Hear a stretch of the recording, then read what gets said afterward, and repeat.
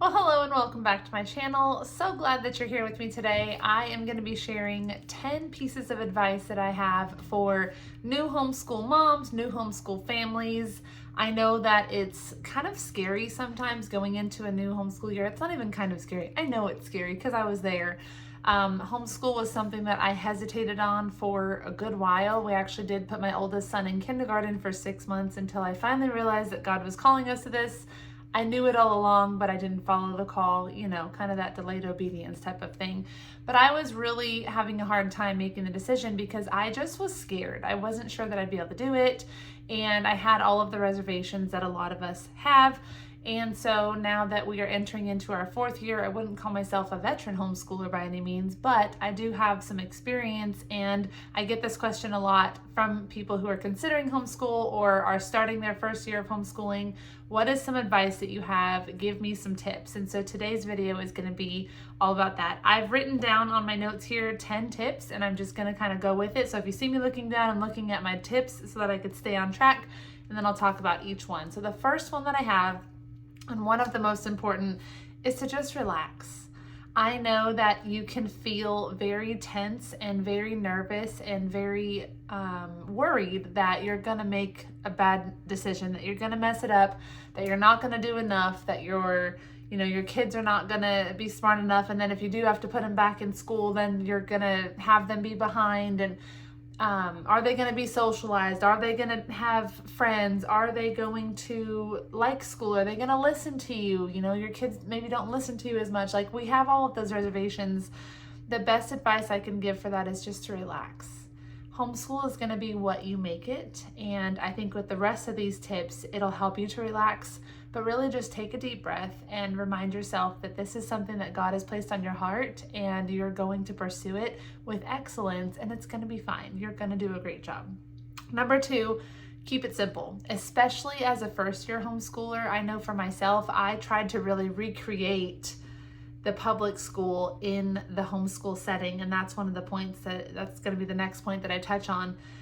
But I was overcomplicating it. I was thinking that I had to have a separate curriculum for each of the kids and each of the subjects, and we had so much going on, and it was very overwhelming, and I think I just overcomplicated it. So keeping it simple, choosing the curriculum that you think is gonna work best.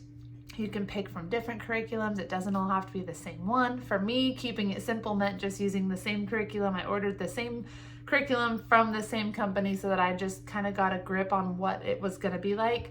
And now we've kind of ventured to where we're mixing and matching and whatnot. But for me, keeping it simple in the beginning was just order the curriculum all from the same company. It usually will give you like a by grade kit, and that was what I ordered. So I kept it simple. And same during the homeschool days, just keep it simple. Don't try to book out the whole day with activities and things and overdo your schedule with field trips and all of that. Keep it simple, focus on day to day and really getting yourself on a good schedule, a good routine, which is another tip I'll give. But really just not overdoing it for yourself, because if you overdo it, what'll happen is you'll get burnt out and you'll get tired and you'll start to slack or relax a little bit more, and then you'll feel like you're sliding, and then you'll feel like you need to put them back into public school, and it's a whole thing. So just keep it simple and relax. Step number 3 is don't try to recreate public school at home. That was like I said earlier, one of the biggest mistakes that I made. I was trying to, I was going in my head, because again, my son went to 6 months of kindergarten. So I was thinking okay, they had technology and they had PE and they had, what were some of the other things they had? Oh, they had a gym. I think gym was a class, PE and gym. It doesn't matter. They had a whole bunch of things. They had recess, they had lunch, they had all these things. And I was trying to just recreate what that schedule was like, but at home. And so I was asking my 6-year-old as he was going into 1st grade, I was like, okay, so what did you do when you first got to school? Oh, you guys had like a journal that you did? Okay, we're going to have a journal too. Oh, what did you do next? And okay, we'll do that. And I really tried to just take what he had already done in public school and put it into the home. And that's not the point of homeschool. The point of homeschool is to make it your own and to find a flow that works for you. And it's going to look different for each kid, and it's going to look different for each family.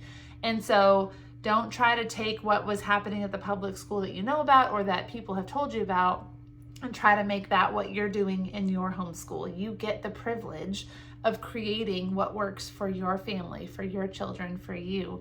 So embrace that. The fourth tip I have is to create a routine that works for you. I think you guys probably know by now I'm very big on planning my days and having a routine and a flow. I've talked about it in a lot of the videos. We have a flow of the day that we kind of go through, and I own a planner company, so I know that routines are not easy for everybody. Time management is not easy for everybody, but it does make a difference. And so a routine that works for you, again, is going to look different than it does for me. So think about your day and what you want it to look like. Do you want to have a slow morning, or do you want to get up and get moving and get things done early so you have a slow afternoon? Whatever that looks like for you, but really think about what you want your day to feel like and then make your routine around that. Especially because you're homeschooling, you probably have the time to kind of slow things down and make it what you want it to be. But have something that's consistent. And I say that because, at least it's for my family, for my kids, we all thrive knowing what's coming. So if the kids know what to expect, they'll do the task before that with more excitement, I would say, or maybe with more excellence. I don't know what the right term would be. They want to do that task because they know what's next and after each thing. So that flow of how we're going to be going about our day really helps them to stay on track so that we can get it done and move on with our day. We have done all kinds of different variations of the flow. We've started at 10 a.m. We've started at 1 p.m. Currently, we like starting at around 8 or 9 a.m. because we're all early risers, so we're up already. And we enjoy our morning, a little bit. I'll have my coffee and Bible time, things like that. I have my workouts and I go through my own morning routine. But when the kids start waking up, they like to eat and then kind of just get into it so that we can stay. One, I find that they're more focused the earlier that we start in the day, but two, they like to get it out of the way so that they have the rest of the day to just play. And so if we start by 8 or 9, we're usually done by lunch, and it's great. And so they look forward to that.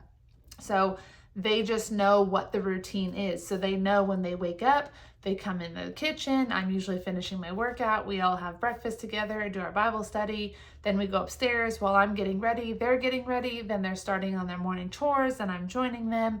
And then once our morning chores are done, we go into our school day. And so they just know what to expect. And then once we get into our school day, they know what the next step is. Like, what are we starting with first? Okay, we've done Bible, so now we're going to do our history or our science together. Then we're going to get into our language arts. Then we're going to get into our math. And they just know that when their handwriting is, those kinds of things, they know when all of that is. So they kind of have some independence where they can just expect what's coming up and they can go ahead and get started if I'm busy with one of their siblings. So creating a routine that works for you. That may be very different for you than it is for me, and that's okay. But find what works for you, write it down, and just have a routine. Try different things until you find what the routine is that works best for you. Number 5, this is a big one. Don't listen to others' opinions. You're going to get a lot of people. Usually it starts out with your closest friends and family members with all of the questions and all of the doubts. And it's very easy to take those in and to let that deter you from what God has called you to do. And it'll make you question what God has called you to do and if you're capable of doing it. And so you have to just really block those out and remind yourself why you homeschool. For me, if you've watched, I think I shared it in one of my recent videos, in my mom's homeschool binder video, actually, that has our routine and our flow. I'll put that up here if I can. I didn't need to figure that out. But in that video, I talk about, like, I have a sheet in my binder that just says why we homeschool. And I remind myself of that on those days where people are starting to question or have opinions. And I need that reminder of why I'm doing this. I will read through those things. So don't listen to others' opinions. You're going to have lots of them, but their opinions don't matter. It's what God has called you to do. It's what you feel led to do, and you're going to do great. And I think a lot of times, at least in my experience, people that doubted me in the beginning are now asking me questions about how they can homeschool their kids. And so it'll be really fun to see how people see what you're doing and see that it's working. They're like, oh, actually, I want you to help me do that too. So that's a little bit of like a told you so, but that's a little bit bad, but it does feel kind of good.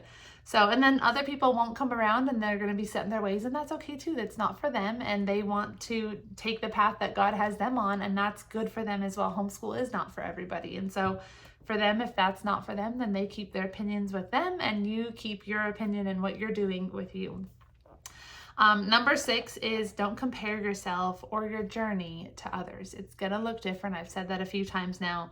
What I do in homeschool, the curriculum that I use, how my kids respond and behave, is going to look different than what you do and what everybody else does. I have lots of friends who homeschool at this point, and we all do it a little bit differently, and that's okay.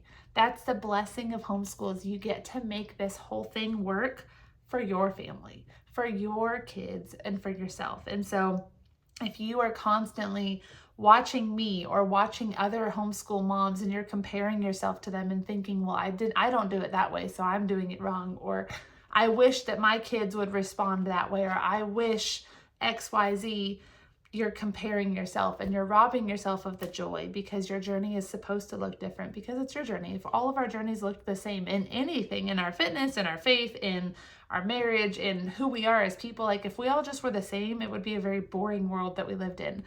But you get to take what works for you and make it work for you, and then maybe you can share it, and maybe that'll help somebody else. So if you are seeing other people do things, of course you can try new things and you can see what might work for you, but take what works and use it, and then leave the rest and let it be. So don't compare yourself. Number 7 is to embrace the simple moments. And this is one that I struggle with because I'm a very task-focused person. So I want to just move from point A to point B. That's where the recreating public school mindset kind of hits me hard. I need to learn to slow down and to really just soak it in.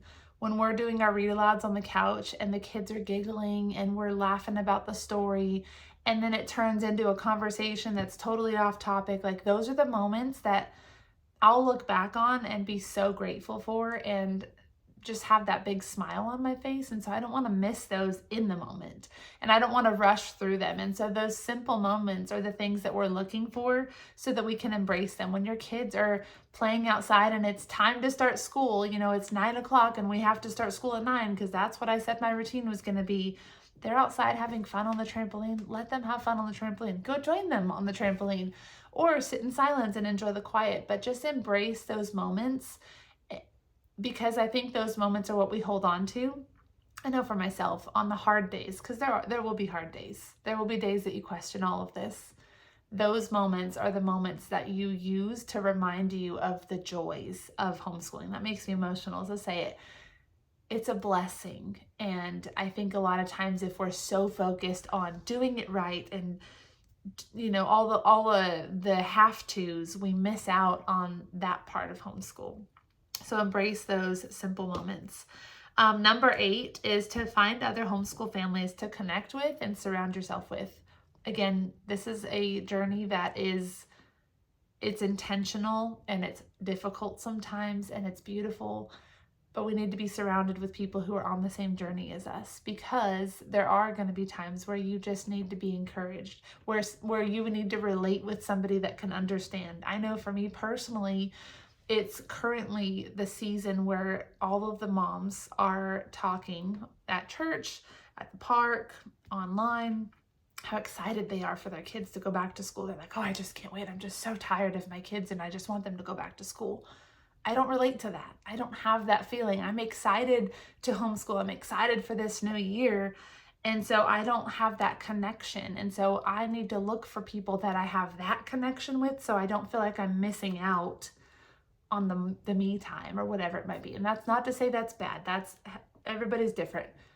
I want to be surrounded with people who are on the same path as we are. And so in our neighborhood, we've noticed different homeschool families. And so we've made friends with them. So we have a couple neighborhood families who we're friends with, and we get together, we do field trips and pool parties and holiday parties and things like that, field trips. And then at our church, there's other homeschool families, and we've connected more with them. And so we do those things with them, and we've just built our community. We're not a part of a co-op. Co-ops are great from what I've heard. I just personally don't have the time commitment availability. For me, I have a lot going on in my life already, and I'm running a business, and I'm also homeschooling our kids, and I'm staff at church. And so I can't take another thing that I have to be at or I have to do without feeling like I can't give it my best or feeling like it's kind of stressing me out. So we have not chosen to do a co-op. I like the more casual, hey, we're going to go to the park today. Do you guys want to go? Or when they invite us and we could drop everything and we can go. Or, hey, we're going to go to this field trip on this day if you'd like to join us, those kinds of things. Hey, you're doing the same science lesson as we are, the same science curriculum. Let's get together once a month and do it together with the kids. So those are the things that I kind of look forward to. And that's how I build that community, so that I'm surrounded with the people in the same or on the same path as we are. It's good for the kids, and it's also good for me as the homeschool mom. Number 9, and probably the most important one for advice for new homeschool families, is to pray. You need to be in prayer over you, over your home, over your children, over the curriculum that you're using, over your day. Pray. Let God lead all of it. Let him into what it is that you're doing so that he can be the guiding force behind it all. I couldn't do this if it was in my own strength. There have been so many times where I've been like, I need him to just be my strength. I need him to be my push to keep going because it feels really hard right now. If I didn't have prayer, if I didn't have him walking through this with me, I would have quit a long time ago. And so be in constant prayer against the attacks of the enemy for your children, for your home, all of those things. It's so important to let God into this journey with you so that you are not alone in it, no matter what circumstances you're facing. And then the last tip I have, number 10, have fun. It doesn't have to be a stressful journey. Like I said, that I've kind of touched on, there are hard days, but have fun. You get to run and play with your kids. You get to wake up and snuggle them extra. You get to make breakfast with them and lunch and dinner, and you get to go shopping and do all the fun things and go on the field trips, on every single field trip with them. You get to teach them to read. You get to be a part of their childhood. Have fun with it. Look back. I want you to really challenge yourself to be able to look back and say, I was in it with them and I was filled with joy and fun and excitement. They'll feed off of that, but also it will make for some amazing memories down the road. So have fun with it. Get involved in what they're doing. Play Legos with them on the floor. Jump on the trampoline with them. Play baseball outside. Do all of the things that they like to do. Have fun during school when you do the books. My boys especially, they love when I just read with the different, loud voices and soft voices, and I kind of just make the books come alive more. Like we dance in the kitchen. We've had little food fights, like things like that are the things that the kids will remember and that you'll remember. And it's so much more enjoyable when you make those moments more prevalent. So I hope this has helped you. I hope it's been an encouragement to you. I'm praying for you, and I think that anybody who's called to homeschool will, if you'll take some of these at least and just apply them, it will be a great year. And then each year will get better. Every year you learn a little bit more and you tweak things a little bit more and you finally find what starts working for you, and you just keep evolving as you go. So you've got this. You're going to do a great job. It's going to be a great year. God is with you. He's on your side. I'm praying for you, and I cannot wait to see how this new year goes for you. Good luck.